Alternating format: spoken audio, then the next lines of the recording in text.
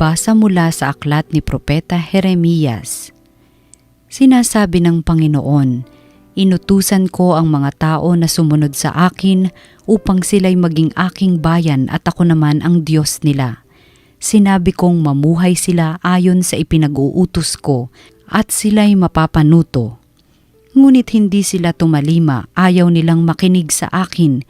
Sa halip, ginawa nila ang balang maibigan at lubusang nagpakasama sa halip na magpakabuti. Mula nang lumabas sa Ehipto ang inyong mga ninuno hanggang sa araw na ito, patuloy akong nagsugo ng aking mga alipin, ang mga propeta. Subalit hindi ninyo sila pinakinggan, ni pinahalagahan. Nagmatigas kayo at masahol pa ang ginawa ninyo kaysa ginawa ng inyong mga ninuno. Jeremias, sasabihin mo ang lahat ng ito sa kanila, subalit hindi sila makikinig sa iyo. Tatawagin mo sila ngunit hindi kanila papansinin, kaya ganito ang sabihin mo sa kanila. Narito ang bansang ayaw makinig sa tinig ng Panginoon, kanilang Diyos, at ayaw ituwid ang kanilang landas.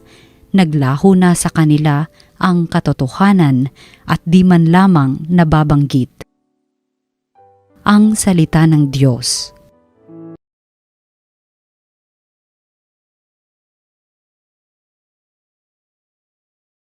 Panginooy inyong dinggin, huwag niyo siyang salungatin.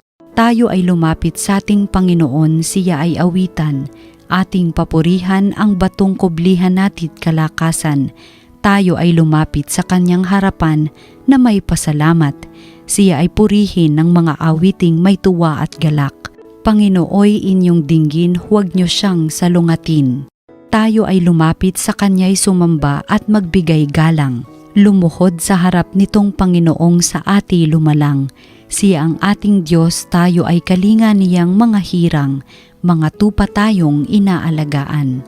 Panginooy inyong dinggin, huwag niyo siyang salungatin. Ang kanyang salita ay ating pakinggan, iyang inyong puso'y huwag patigasin tulad ng ginawa ng inyong magulang, nang nasa Meriba sa ilang ng masa. Ako ay tinuksot, doon ay sinubok ng inyong magulang, bagamat nakita ang aking ginawang silang nakinabang. Panginooy inyong dinggin, huwag niyo siyang salungatin. Ang mabuting balita ng Panginoon ayon kay San Lucas. Noong panahong iyon, pinalayas ni Jesus ang isang demonyong sanhi ng pagkapipe ng isang lalaki, at ito'y nakapagsalita na mula noon. Nang gilalas ang mga tao, ngunit may ilan sa kanila ang nagsabi, si Beelzebul na prinsipe ng mga demonyo ang nagbigay sa kanya ng kapangyarihang magpalayas ng mga demonyo. May iba namang nais siyang subukin, kaya't nagsabi, magpakita ka ng kababalaghang magpapakilala na ang Diyos ang sumasa iyo. Ngunit batid ni Jesus ang kanilang iniisip, kaya't sinabi sa kanila, babagsak ang bawat kahariang nahahati sa magkakalabang pangkat at mawawasak ang mga bahay roon. Kung maghimagsik si Satanas laban sa kanyang sarili, paano mananatili ang kanyang kaharian? Sinasabi ninyong nagpapalayas ako ng mga demonyo sapagkat binigyan ako ni Beelzebul ng kapangyarihang ito. Kung ako'y nagpapalayas ng mga demonyo sa pamamagitan ni Beelzebul, sino naman ang nagbigay ng kapangyarihan sa inyong mga tagasunod na makagawa ng gayon? Sila na rin ang nagpapatunay na maling-mali kayo.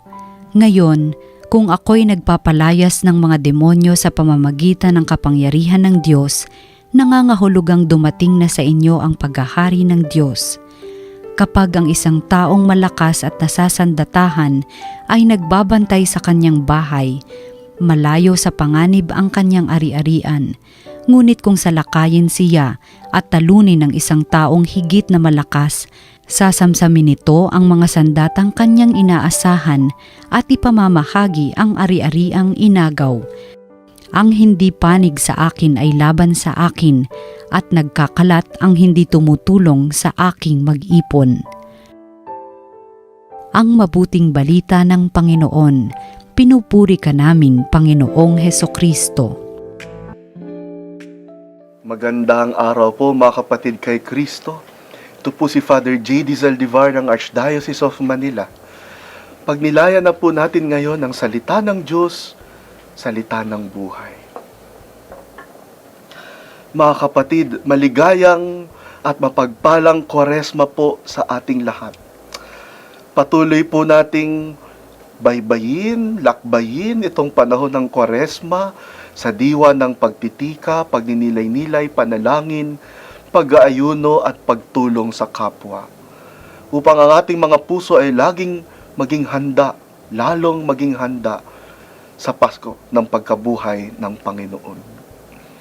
Mga kapatid, sa chapter 7 po ng aklat ni Propeta Jeremias, mababasa natin doon ng isang kakaibang ugali ng Diyos, no?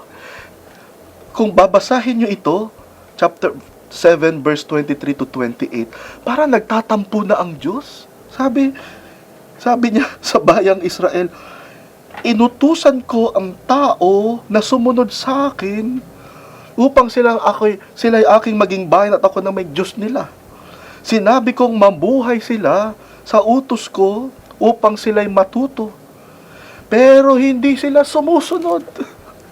At ayaw nilang makinig sa akin. Ginagawa lang nila yung gusto nila sa halip na magpakabuti. Nagmamatigas sila at ginagawa ninyo at mas masahol pa yung ginagawa nila kaysa kanilang mga ninuno. So parang may tampo na si Lord na bakit ba ganyan ang aking bayan? No? Na inutusan ko naman, tinuruan ko naman, ginawa ko naman lahat ng kanilang ikabubuti, ikaiinam, ikaiigi. Subalit, sila pa ang matigas ang puso, matigas ang ulo, ayaw matuto, ayaw magbago. Pero tignan ninyo yun. Sabi dito, mula nang lumabas sa Ehipto ang inyong mga ninuno hanggang sa araw na ito, sabi ni Lord, patuloy akong nagsugo ng aking mga propeta. Kung ako yan, sasabihan ko yung tao na, ay, kita mo naman pala, matigas ang ulo, matigas ang puso. Ba't patuloy mo pa? Ba't patuloy mo pa tinuturuan? Ba't patuloy mo pa tinutulungan? Hindi naman pala natututo yan. Hindi pabayaan. Hayaan mo siyang, matauhan sa kanyang kalokohan, kasamaan, no?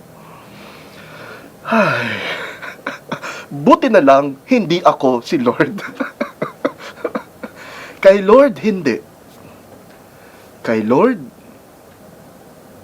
hindi siya nawawalan ng pag-asa para sa atin.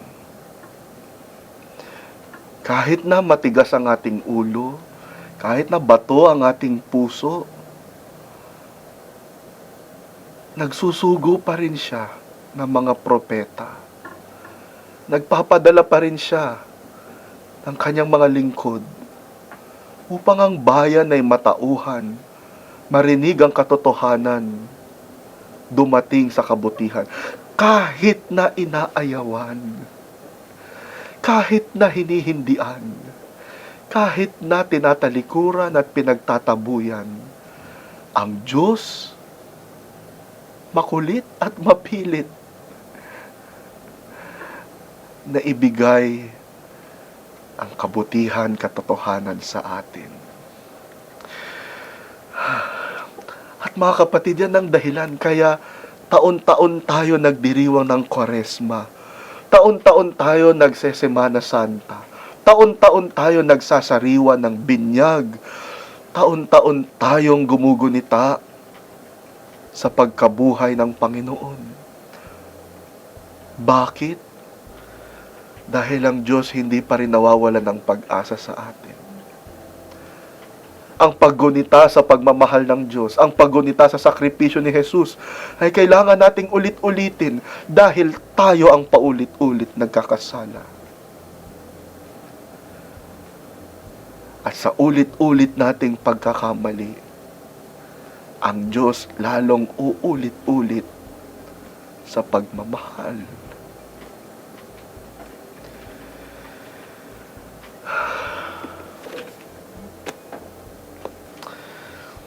Meron ka bang mga paboritong kasalanan? Ilapit mo sa Diyos. Hindi siya nagsasawa na gumabay at tumulong sa iyo. Minsan may nakausap akong teacher. At itong teacher na ito ay lumapit sa akin dahil stress na daw siya. Kasi meron siyang isang estudyante na talaga namang sakit sa ulo, no? Sakit sa ulo at bigat sa puso. Talagang bastos ang ugali, no? Ayaw gawin yung pinapagawa sa eskwela. Talaga at hindi gumagalang sa mga teacher. Ganyan. Pero itong teacher na ito, oo, nai-stress siya at may mga paraan siya para alagaan ang sarili niya. Pero sa abot ng kanyang makakaya, patuloy niyang tinuturuan, tinutulungan, ginagabayan, pinagsasabihan. At kaya lumalapit siya sa akin para minsan maghinga lang ng bigat ng kalooban o minsan magpaturo kung ano pa bang mas okay na technique para tulungan itong batang ito.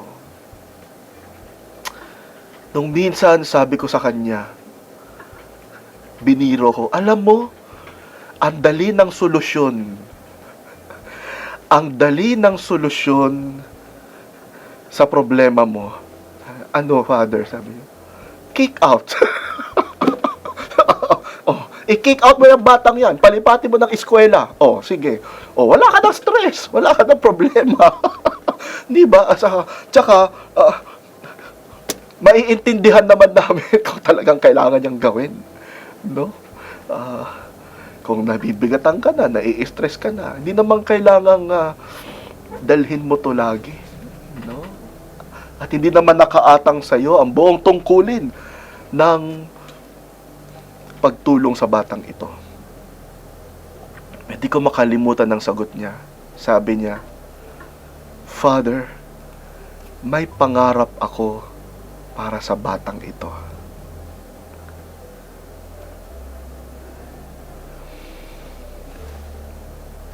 Ang pangarap na ito, hindi ko alam kung makikita ko na matupad. Pero may pangarap pa rin.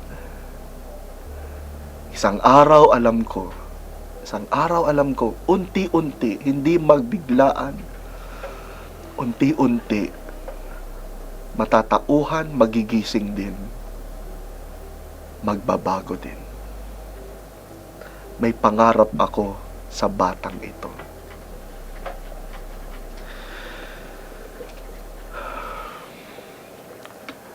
Tapos sabi niya sa akin, sa Ingles, Father, the first task of a teacher is to dream for his students. If I stop dreaming, I'm not a teacher anymore. Ang unang tungkulin ng guro ay mangarap para sa mga estudyante niya. Pag tumigil na ako mangarap para sa kanila, hindi na ako nagpapaka-teacher.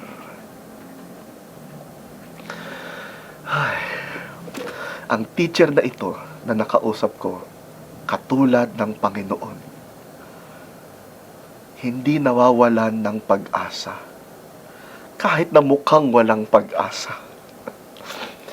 Hindi tumitigil mangarap. At dahil sa kanyang walang